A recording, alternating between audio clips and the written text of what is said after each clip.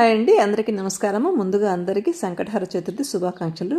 ఈరోజు సంకటహర చతుర్థి పూజ ఉంది కదండి, అందువల్ల నేను పొద్దున్నే అంతా పూజ అంతా చేసుకున్నాక కొన్ని కాగడా పూలు ఉంటే అల్లుకుంటూ మీతో కాసేపు మాట్లాడుతున్నా.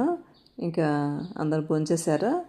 ఇంకా ఈ సంకటహర చతుర్థి మనకి అంగారక సంకట చతుర్థి జనవరి 6 వచ్చింది కదండి. ఆ రోజు నేను ఇలా అనుకున్న ఏవైనా మన కుటుంబంలో కానీ మనకి కానీ విఘ్నాలు తొలగిపోయేందుకు, సంకటాలు లేకుండా ఉండేందుకు ఆ విఘ్నేశ్వర స్వామికి మనము ఇలా పూజ చేసుకోవచ్చు, మంచిదని అలా స్టార్ట్ చేశానన్నమాట.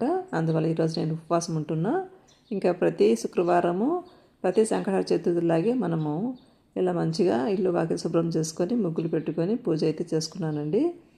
ఇలా చేసుకోవటం వల్ల మనకి చాలా మంచిది అని చెప్తున్నారు కదా, అందుకోసం నేను స్టార్ట్ చేశాను.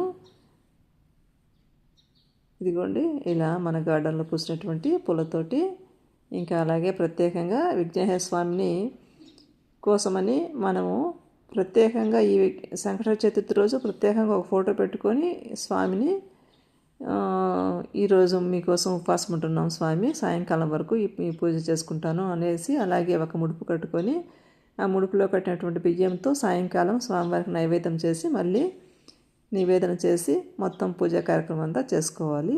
ఇంకా ఈరోజు నేను మా బాబు కోసం మా వారి కోసము ఇలా టమాటో చట్నీ అలాగే తోటకూర ఫ్రై, ఇదిగోండి గడ్డ పెరుగు అనమాట ఈరోజు వీళ్ళకి లంచ్ చేశాను. నేనైతే ఉపవాసం ఉన్నాను. ఇంకా ఉపవాసం టైంలో మనం ఏదైనా లిక్విడ్ డైట్స్ ఫ్రూట్స్ అవి తినచ్చు. నేను మజ్జిగ, కోకోనట్ వాటరు అలాగే ఒక బనానా తిన్నాను. ఇంకా ఈరోజు మీకు టమాటో చట్నీ రెసిపీ షేర్ చేస్తాను ఆఫ్టర్నూన్.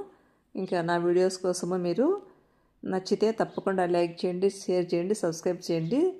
థ్యాంక్ యూ అండి. Keep watching. Bye bye.